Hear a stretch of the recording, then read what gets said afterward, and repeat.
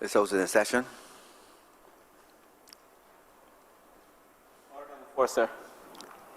In the name of the Honourable Minister in the Ministry of Finance and Economic Affairs and Investment, to move the second reading of the Securities Amendment and Validation of Fees Bill 2019. Member for Christchurch East Central.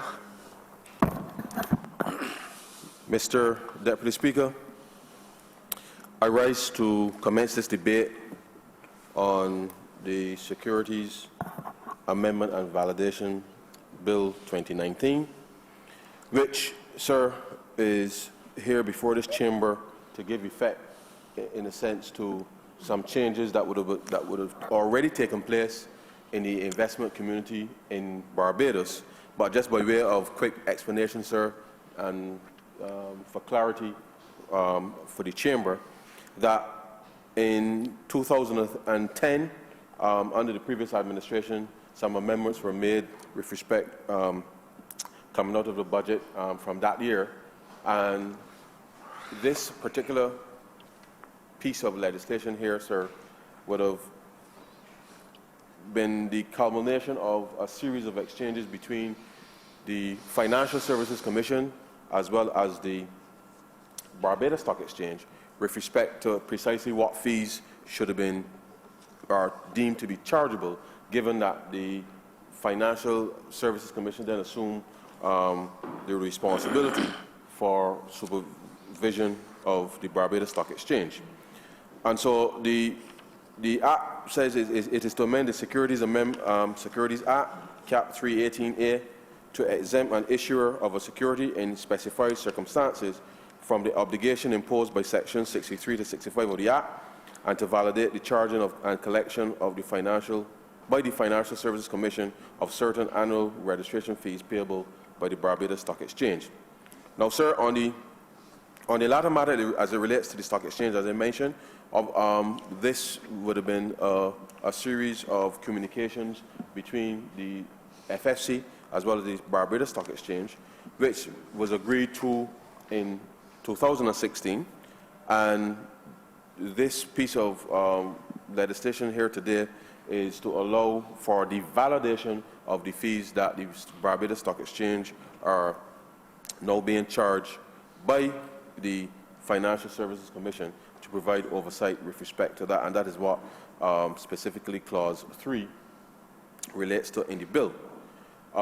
The substantive matter which speaks to the exemption of issuers of securities under certain circumstances. Now, sir, over the years, and certainly from the context of investment opportunities in Barbados, there's been a number of mergers and acquisitions taking place within the financial space, with different entities, mostly foreign entities not from Barbados, acquiring the portfolios of companies in Barbados, and to the extent, sir, that the regulations will, the knock-on effect of that, sir, was that some of those companies which would have been trading on the Barbados Stock Exchange then no longer traded on the local stock exchange. But there was still a requirement, sir, that even when those companies literally stopped doing the trades in Barbados, that the entities that did the acquisition, being in a foreign or a different jurisdiction, there was a requirement for those companies to file reports, sir, under the specific Section 63 to 65 of the Securities Act with the Financial Services Commission. And so to the extent that we've had a number of instances, sir, where orders have been made with respect to the authority granted to the minister responsible for finance to grant the exemption for those entities that would have acquired certain portfolios in Barbados, where those entities were required to report to the FSC as a part of their operations, where no substantive trading specifically was taking place in Barbados. So having acquired the entity, and it came off of the, in a sense, of the stock exchange, on the one hand, the portfolio then is managed whether in Jamaica, Trinidad, Canada, wherever the case is, sir, the responsibility for supervision was entirely in that jurisdiction. But the specific issue here is that, and it speaks to under certain circumstances, if the entity, sir, no longer is providing, whether issuing any securities, any new securities in the Barbados market, then there was no specific requirement to report on any of the activities, having taken the portfolio offshore. And so this specific amendment just gives, in a sense, the legal footing for that process to take place, because if entities are acquiring portfolios and are no longer issuing new instruments or securities within the domestic space, then there's little requirement with respect to from a reporting standpoint, as would be the case if an existing company is in the market issuing securities, issuing financial products, to be able to do that. And so, sir, this legislation, this amendment this evening is designed to do just that. But I want to speak a little bit, sir, about the greater opportunities that this government intends to support going forward, very briefly, because was the access to capital through the stock exchange and various issues with respect to that for companies. And then in addition, sir, to greater trading opportunities for individuals and businesses to be able to have access to, direct access to the capital market, is where this government is now looking to transition, sir, to make sure that, on the one hand, that where persons need to get access to capital, that they can do so outside of the traditional loan or financial or banking arrangements. And so therefore, as I speak, sir, I know that having restructured the domestic debt of Barbados, we have dematerialized the securities in a sense, sir, which means that there's no longer any paper being issued with respect to those securities, sir. And I know that the central bank, in collaboration with the Barbados Stock Exchange, at the moment, sir, still engaged in the process through which the platform will then allow for the trading of those securities, as I mentioned earlier. That work has not yet been completed, but sir, this is just an example of where the scope and space for accessing investment and putting, in a sense, deals together to be able to bring for participation is where this government sees the future of the stock exchange and entities like this, to be able to make sure that persons who require access to capital will have an opportunity, sir, to be able to raise capital in an orderly fashion and in a manner that is consistent, sir, with good corporate governance. And so the reality is, sir, that we have to bring an accelerated view with respect to the growth strategy that we want to employ. This is one mechanism that we're working to bring to fruition as quickly as possible, because we understand, sir, that access to capital is what is going to be the critical driver with respect to growth in the economy. Over the last few years, sir, there's been an acceleration, if you like, in kind of bespoke products where persons are seeking to do greater peer-to-peer lending. And the reality is, sir, is that activity need not be only available in the form where it is specific companies set up to deal with that. And so we see the greater use of not just the technology, but certainly where the model, in a sense, sir, of being able to have the platform, be it on utilizing the stock exchange model to be able to match capital where it is needed with where capital can be provided.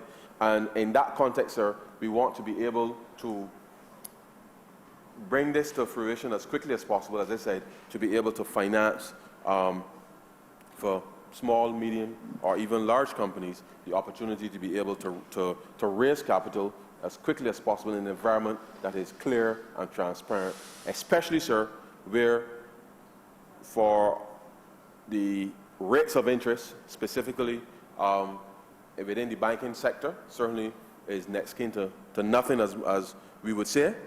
And so it provides an opportunity for a greater return on investment, provided that persons are prepared to take the risk. Now, sir, with all of this, it would mean that the government, in collaboration with the various stakeholders, will have to engage very quickly, sir, on a very comprehensive set of financial education for the public in general, with respect to how this will come into effect. But as we have sought, sir, to deal with the Res Life Clico situation, there's been increased questions to us with respect to how quickly we are going to get the online platform up and running for persons to trade in any securities that they may have. And I'm pleased to say, sir, that whilst we haven't yet reached there, there are already companies in the market conducting what we call over-the-counter trades, which will allow for persons to be able to, at a discount, obviously, relieve themselves of the bonds that they might have been issued.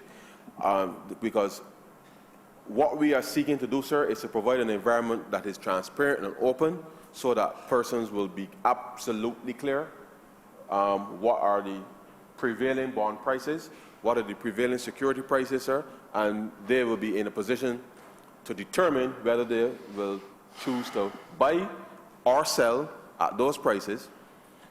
But nothing stops, sir, persons from making arrangements over the counter, literally, within the context of the exchange, because that is the person's right to do. And if you feel, sir, you can negotiate better terms individually rather than in the open market, then that is entirely within the purview of the individual buyer or seller of any particular security. And so this is where we intend to create the framework, sir, to bring this to fruition, and we are trying to, as much as possible, accelerate that work such that we can have that in place, sir, as quickly as we can. But for the moment, any person who may be interested, sir, in the disposing of any securities that they have over the counter, then that information can be readily accessed from the Central Bank of Barbados. Now, sir, there's a new way of doing things with respect to the raising of capital, and I'll take this opportunity, sir, just to remind the public that as we go through this process of not just the government adopting a more technological approach,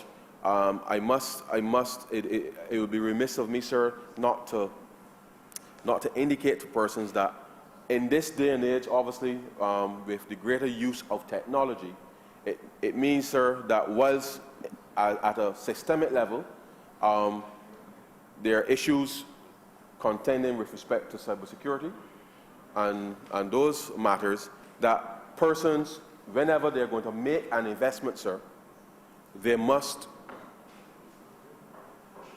do the various bits of due diligence to make sure that when they pay their monies to X, sir, that it is a valid investment opportunity. Because in today's environment, it is persons are presented very convincingly with a series of emails, even on the social media, There are profiles of persons contacting people saying invest in this and buy this and this grant and all of these things, sir. And it is incumbent upon, sir, us as a government to try to protect citizens from that. And we will do our best, sir, to make sure that that does not happen. But before persons pay monies to anybody, sir, they must assure themselves that who they're paying any monies to is a valid dealer. Because once monies leave your account, sir, for any reason that you have volunteered information to persons, sir, then it becomes very, very, very, very difficult to get those monies back. And that's unfortunately, sir, one of those areas where we will do as much public engagement and as we can on this to make sure, sir, that persons understand quite clearly up front who pretty much are the valid traders, if you like, the valid issuers of securities, because that, sir, is important in this day and age, because whether young or old, sir, persons are susceptible, sir, to very glossy advertising. And the reality is, sir, is that in this environment, in a more digitized environment, it becomes easier to solicit persons, and we will try our best, utmost best, sir, to make sure that the public education with respect to the validation of who are authorized dealers within this space, that persons don't find themselves duped or relieved of their hard-earned funds. But that, sir, should not be an impediment to making investments or getting involved, because part and parcel of the progress, sir, is to make sure that, one, transactions can be executed as quickly as possible, and we have to utilize, sir, greater use of the technologies. But by the same token, sir, in much the same way as we get, and in the context of what would have taken place in the last couple of days, the technology, sir, actually helps us when especially any unauthorized withdrawals come from our accounts. And I would want to impress upon persons that part of the reason why we need to, in a sense, adopt greater technology is there's a part of the mechanism which is fairly well advanced, sir, that helps to detect fraud and fraudulent activity, and therefore we must be in a position, sir, to take advantage of that. And the reality, sir, is the framework that we now want to be able to roll out for persons to make decisions about whether they buy or sell any specific investment or security instrument, that as I said, the public education needs to be certainly enhanced. But I would caution, sir, that as we speak, there are caricatures of members in this chamber presumably soliciting information from our citizens, sir, and from anybody who may come into contact with any of our profiles. It is a very important thing, sir, because no unsuspecting Barbadian or any citizen anywhere in the world should feel as if somehow they're being solicited by a member of parliament, right? And to the extent, sir, that they may believe that it is yourself or me saying to them, send me your information for this, you know, your date of birth, your name, your address, how much children you got, how much you're earning, your bank account information, and all these details, because there's a measure of trust. And the reality is, sir, is that none of us in here will ask any of our constituents for that kind of information. And certainly, if at all we ever had to do that, we certainly wouldn't be doing it over the course of over the internet in that way. But in this day and age, sir, with social media, persons are taken in by what they may be perceived to be honourable members in this place, and it is something, sir, that we must fight, because it is important that once persons are going to commit any funds, they can't then come to our constituency office saying that they transferred money to ex-member of parliament when it was indeed not the case. And this is the kind of thing, sir, that we must fight against. But in the context of what I'm discussing here, the public education with respect to the use of the technology and how we intend to create the platform where there would be, in a sense, authentication for valid dealers, buyers and sellers within that specific market, so that you are comfortable that what you are seeing is actually so. And with that, sir, we do have some work to do with respect to the public education on that. But principally, sir, in much the same way as we've always tried to do, is wherever there are issues with respect to a lack of information, we have to make sure that the information is not just provided, but provided in a way that is easily understood for the most part, and that such that persons have an appreciation for what risk is involved, and that when there's a reward with the upside, sir, that where there's a downside, that one must also accept that there's downside risk with respect to investment. And I think it is on that basis, sir, that as we start now to move forward with respect to engaging on matters of a financial nature, that we must give the public the assurance on the one hand that when they're transacting their business, that the business is being transacted in an authentic way. But by the same token, sir, once it's authentic, that there is an appreciation for the risk that is involved with respect to both the upside as well as the downside. And so, sir, I want to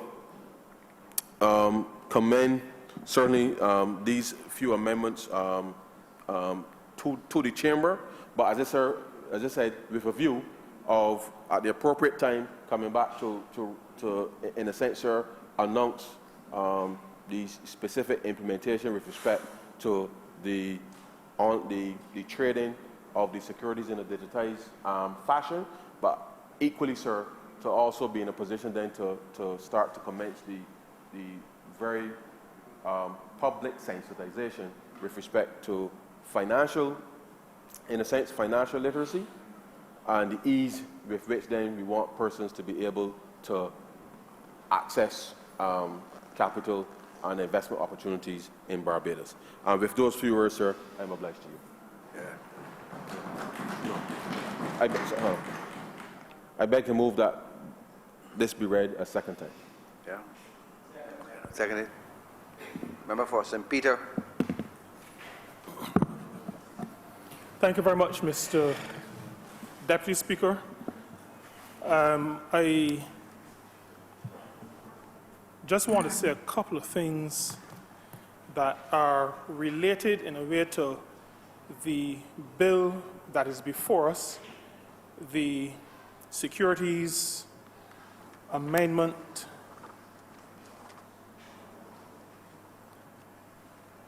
and Validation of Fees Bill, which, as the Honourable Member for Christchurch East Central would have indicated, speaks really to some fees that are normally payable on the Barbados Stock Exchange, well, by the Barbados Stock Exchange for transactions that would pass through that institution. Now, I want to begin, before I get to the stock exchange and some of the implications, some of the things that I've seen over time, I would want to begin by saying to the chamber, maybe stating the obvious, and that is, for economic growth, there needs to be investment. Investment by ordinary people, investment by business people, investment by businesses. And there needs to be that in order for there to be economic growth. Economic growth is not going to happen outside of people taking up money and finding opportunities for investment and the creation of wealth. As a matter of fact, maybe the Honourable Member for St. Michael West may want to refer me to the scripture that says it is God that gives us the power to create wealth. But he also gives us the mind and the imagination to invest that which he has given to us. As a Labour Party, and as a party with a still with a strong philosophy, and this is the Barbados Labour Party, as opposed to the People's Party. I think we are the original People's Party, not just in Barbados, but in the Caribbean, being the oldest in the English-speaking Caribbean. And as a gentleman on a radio station says, all the others might be counterfeit. But we're the original People's Party. And as a Labour Party, we believe that the state has a role. The state does not create wealth, but the state has a role to regulate. The state has a role to ensure that the country as a whole is not raped, is not taken advantage of. The state also has a responsibility to make sure that individual investors, especially ordinary people who put their hard-earned money into investments, are not taken advantage of. In St. Peter, we would say, and in St. Lucie too, the state has to make sure people don't get unfair. That is how we normally put it. The state is really to be a facilitator, an encourager, helping people to understand how to invest, how to improve themselves by investing. And the Barbados Labour Party, in its manifesto, and as we continue to roll out our plans, has been very clear that we want to focus on building the entrepreneurial culture. Now, on that matter, I always like to say that we are not inventing anything in Barbados when we talk about entrepreneurship, because we go back a few years and there would be people who would speculate, who would take a chance on a cow and often a pig. And they would make a payment with the expectation that there would be a greater return. There are persons who would pay for holes of yams or sweet potatoes with the expectation that once you dig those holes of yams and you take them to Spikestown or Bridgetown, you will sell them. There's no guarantee market, but they expect to sell and earn more than they paid for them. Yeah. So that they had, well, rods, yes, rods and holes of ground provisions. Now, so sometimes they sow breadfruits too, actually, not the leaves, but breadfruits themselves. But, Mr. Speaker, I'm saying to the chamber that there is a spirit of entrepreneurship among our people that has been manifested for generations, for hundreds of years. And so what we are intending to do as a government and as a party in government is to revive that spirit. We understand, however, that we are in a different time. And so how that entrepreneurial spirit is manifested has to change. It can't be the same as it used to be back in the day, 50 years ago or even 40 years ago.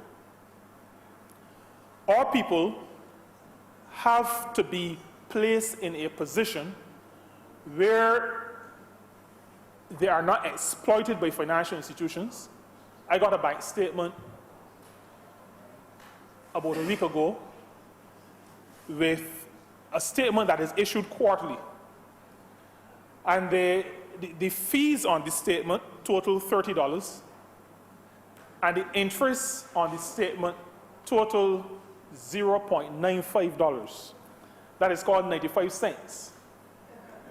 So $30 in fees, 95 cents in interest. Now, our people must be in a position where they do not have, where they do not. Yes, you can work out my balance. You can count it on your fingers, take off your shoes and socks, and use a few of your toes, and you will get the number. But that kind of reality causes people to feel exploited.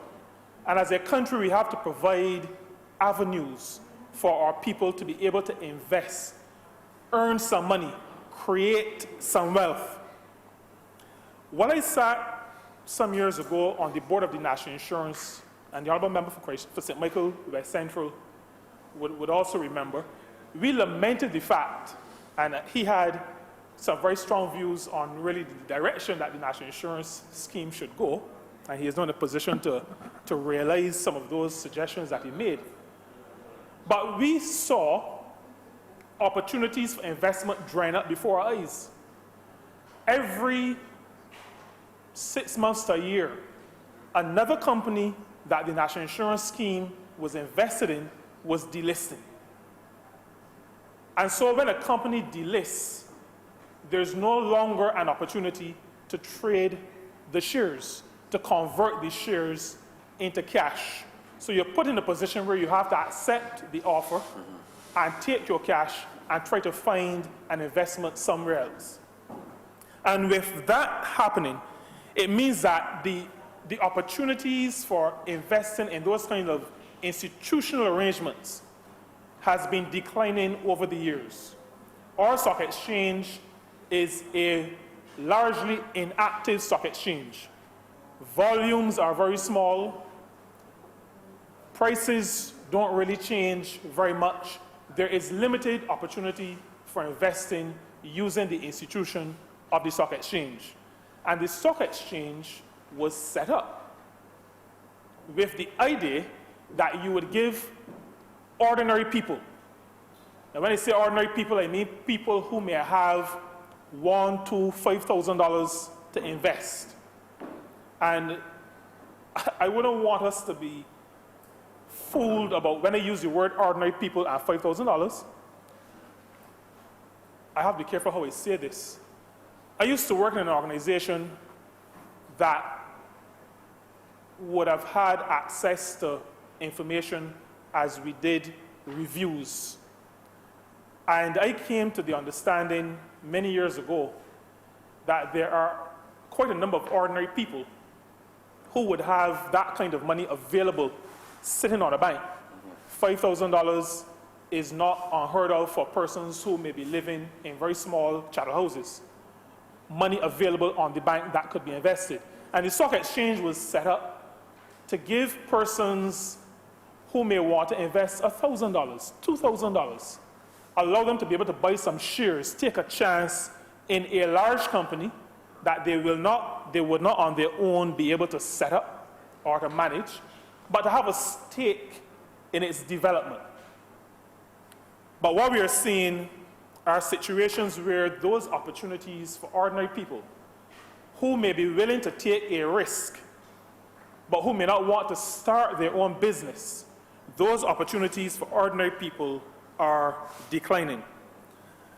Government has been, in the 13 months that we've been in office, we have been trying to create those opportunities, trying to create in the minds of Barbadians a sense that all is not lost in terms of opportunities to invest.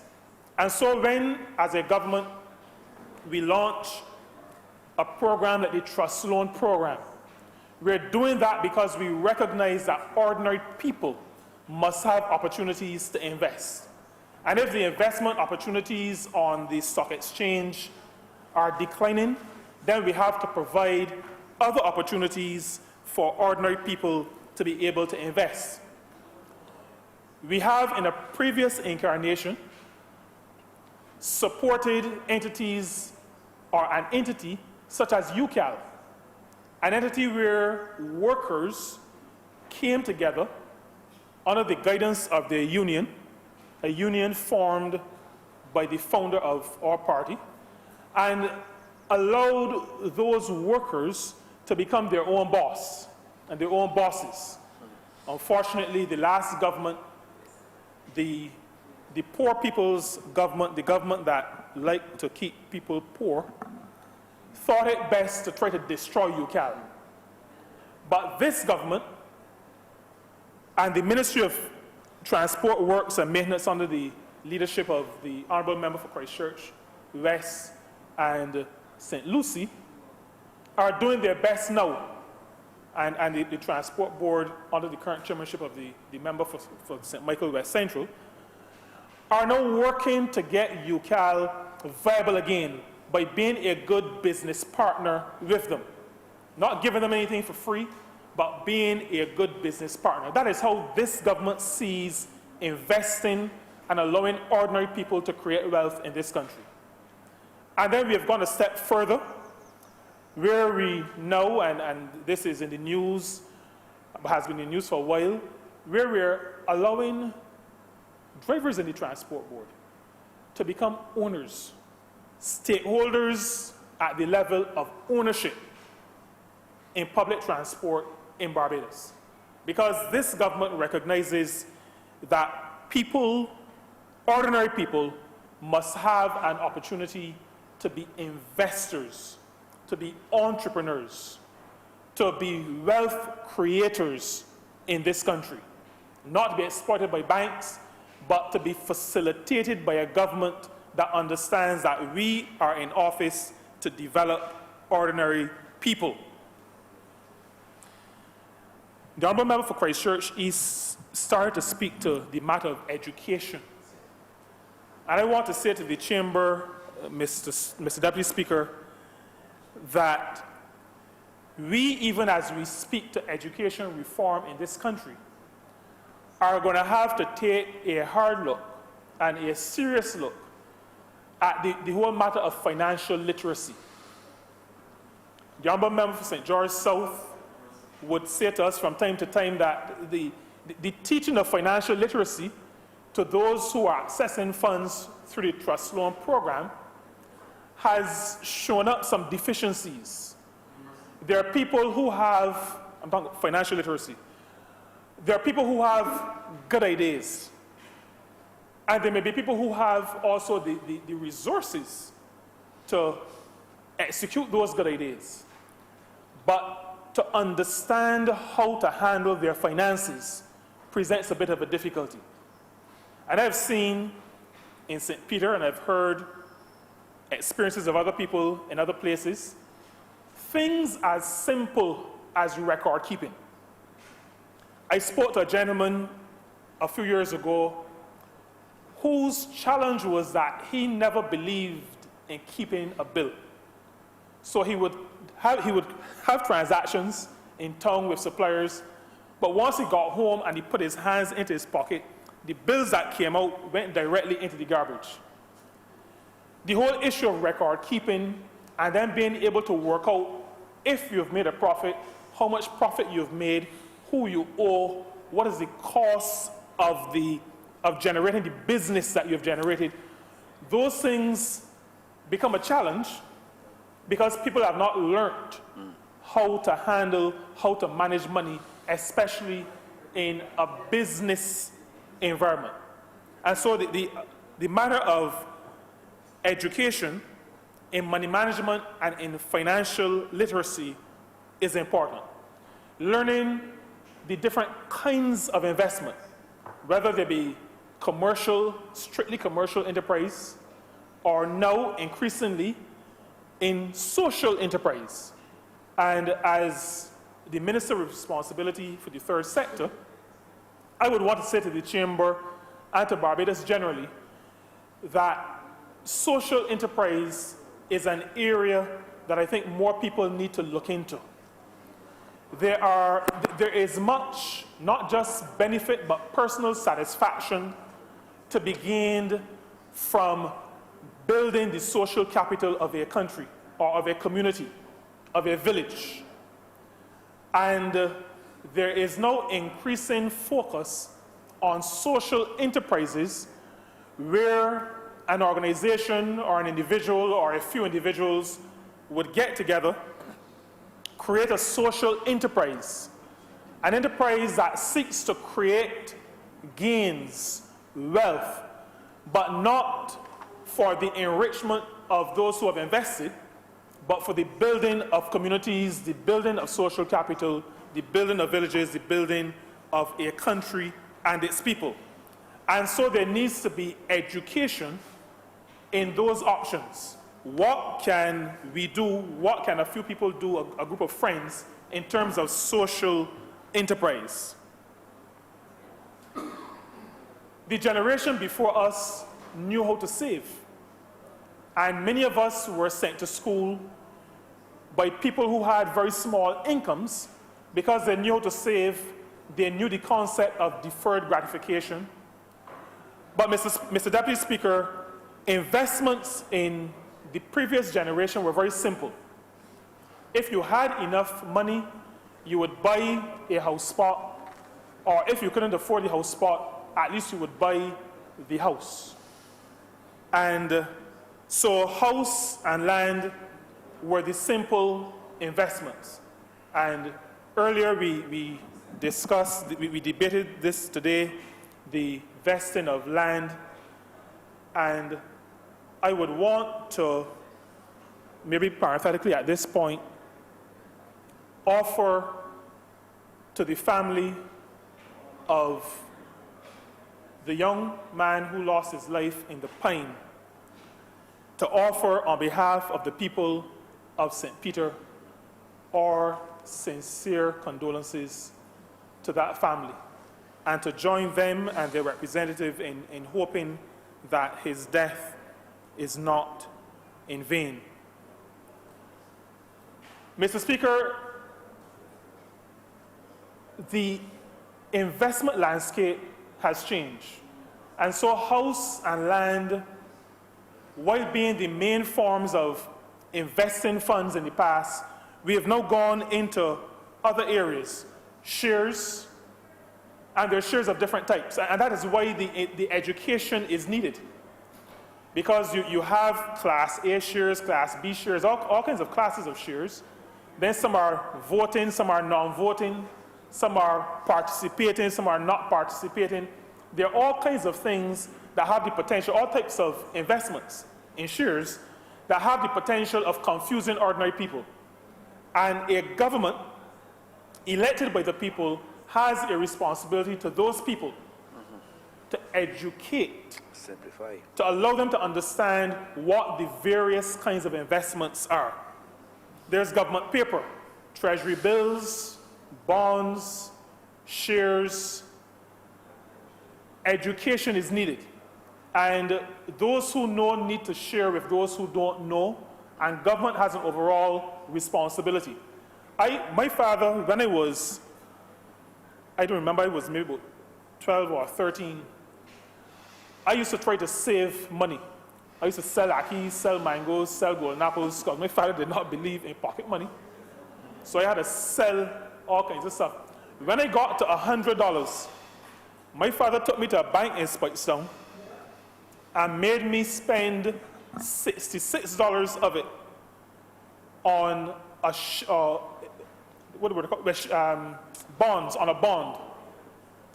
And to tell the truth, Mr. Deputy Speaker, that was the first time I'd ever heard about bonds. But he made me take up $66 because he never believed that you should leave money, regardless of how small, in the bank, that you should do something with it. Giving people that understanding is necessary, is critical. Something that we in here may consider as simple as saying to a person, if you spend $66 on a piece of paper that has $100 on it, if you hold it for 5 years, you will get $100 at the end after having spent $66. And the interest rate is 9% or 8% versus 0.1 that you may get with a financial institution. These kinds of things governments have to educate people on. Mutual funds, where we're pooling resources to do something bigger than an individual or one or two would be able to do. These kinds of investments, and then things like what are called derivatives, which confuse sometimes even highly educated, quote unquote, highly educated people, where all kinds of instruments are packaged. Sometimes bad debts are packaged, loans are packaged and put into different types of arrangements.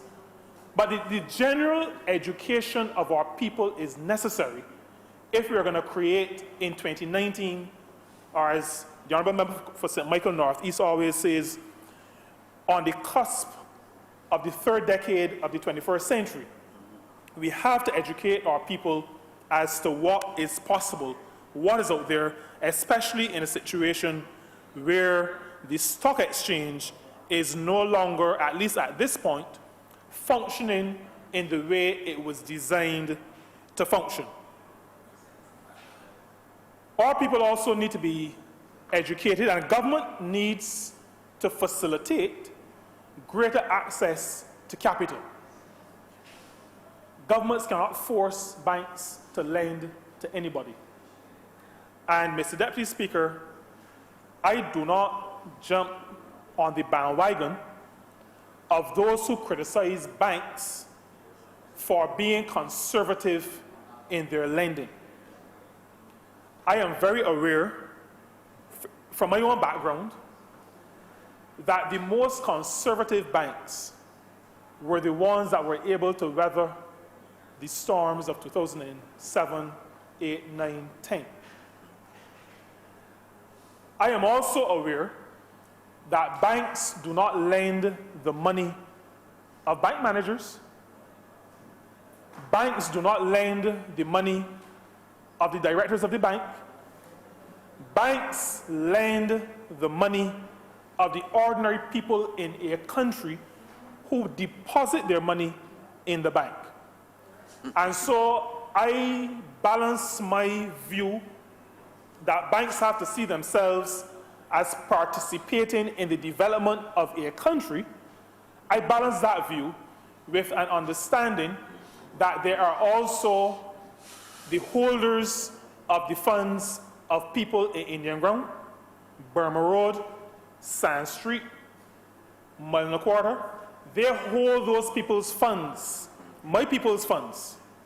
And so I want, on behalf of my people, for the banks to lend that money wisely and judiciously after having done all their due diligence. Yeah. So I do not jump on the bandwagon to initially criticize banks for being conservative. However, as a government, we need to continue to do what we've been doing, which is the first step in that process was the trust loan program.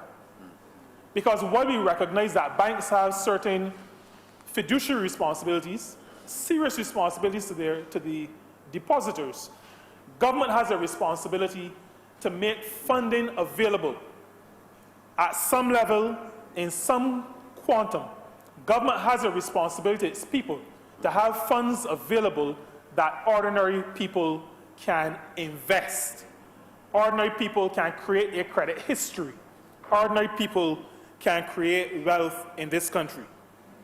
So we have banks that are conservative, but we have credit unions that are not as conservative. And in that regard, I would, as a credit unionist myself, want to suggest that a government that is forward-thinking may want to think about some of the restrictions that it currently puts on credit unions. I would want to suggest, Mr. Deputy Speaker, that my friend, the Honourable Member for Christchurch East Central, this is his forte and responsibility, but would want to put credit unions in a position, or let me say it a different way. I think as a government with a responsibility to facilitating ordinary people and their investment in wealth-creating activities, have to make sure as a government that we do not allow ourselves to be bullied by commercial banks. We have to make sure that we do not allow commercial banks to place us in a mindset where we agree with them to muzzle, as it were, the work of credit unions. Because commercial banks often see credit unions as rivals to them, and so there are restrictions placed on credit unions that are not placed on banks in relation to some of the economic activity that they can engage in. But the credit union, Mr. Deputy Speaker, is the bank of the ordinary person. It is a bank that we own. I am a member for a long time of the City of Bridgetown Cooperative Credit Union. I am a shareholder. I am a shareholder, so I can walk about as a shareholder of a credit union. I get dividends from my credit union because I'm a shareholder, I'm a part owner. And I want to say that as a government, we have to make sure that banks do not put us in a position to hamstring the work of credit unions. I will say about credit unions the same thing I say about banks. They also have to be judicious and careful in their lending. And they would have to make sure that their credit committees are up to scratch in terms of being able to assess requests. But we have to allow credit unions to be participant in building communities, in building people, in helping us, ordinary people, to create wealth. And then there are new platforms like crowdfunding. Again, these are directions in which this government will be exploring, will be leading our people, will be allowing people to recognize that there are opportunities in these areas. And so, Mr. Deputy Speaker, I would just want to conclude my contribution by restating in a certain sense that wealth creation must be possible for ordinary people in Barbados. The stock exchange is limited in its ability to do that, to facilitate that for ordinary people. And so we must find other ways to democratize wealth creation. It means that resources must be put in place. It means there must be education, there must be access to capital, and then there must be opportunities for investment. And I am satisfied that this government recognizes that there needs to be that democratization in terms of wealth creation. I am satisfied that in the 13 months we've been in office, we have taken already concrete steps to achieve that goal. And I'm satisfied that this amendment, as small as it is one of those little steps that we're taking to ensure that the structures that we have in place to allow for wealth creation can function properly and can allow our people to participate in what is part of their patrimony, creating wealth in their own country. And with those few words, Mr. Deputy Speaker, I'm obliged to you. I'm obliged to.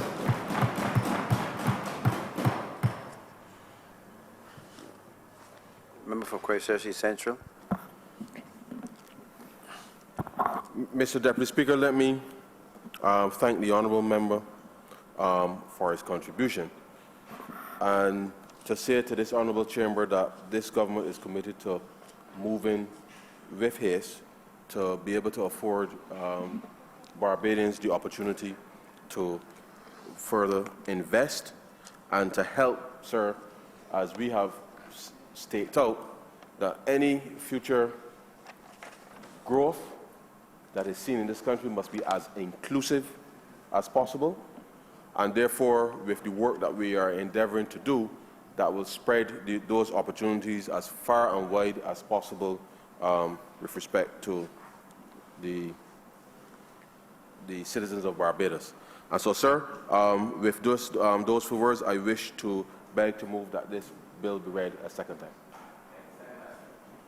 The question is that this bill be read a second time. All members in favor say aye. Aye. Those against say no. I think the ayes have it. Mr. Deputy Speaker, I beg to move that you do now leave the chair in the House resolve itself in committee for further consideration of this bill. Can we have a seconder, please? Thank you. Question is that I do not leave the chair and this House resolve itself in committee for the further consideration of this bill. All members in favor say aye. Aye. Those against say no. I think the ayes have it.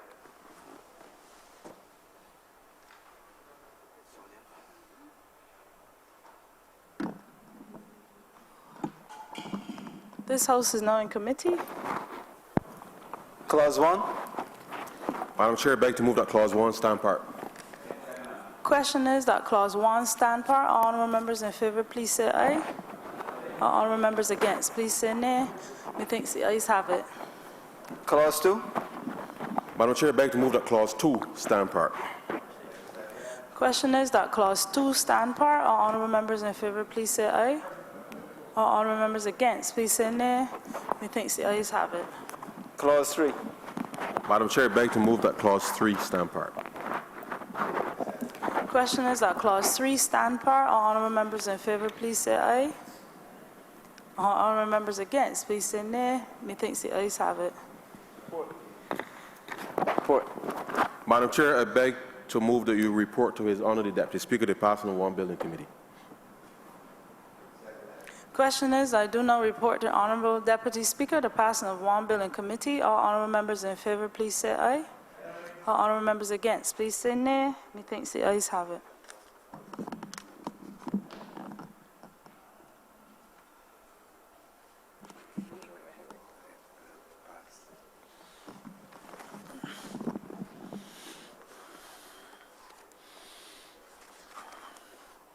Chairman of committee has reported to me the passing of one bill in committee. Mr. Deputy Speaker, I beg to move that this bill be read a third time. The question is that this bill be read a third time. All those honourable members in favour say aye. Those against say no. I think the ayes have it. Mr. Deputy Speaker, I beg to move that this bill be now passed and cited as the Securities Amendment and Validation of Fees Act 2019. The question is that this bill be now passed and so cited. All members in favour say aye. Those against say no. I think the ayes have it. This bill is now passed and so cited.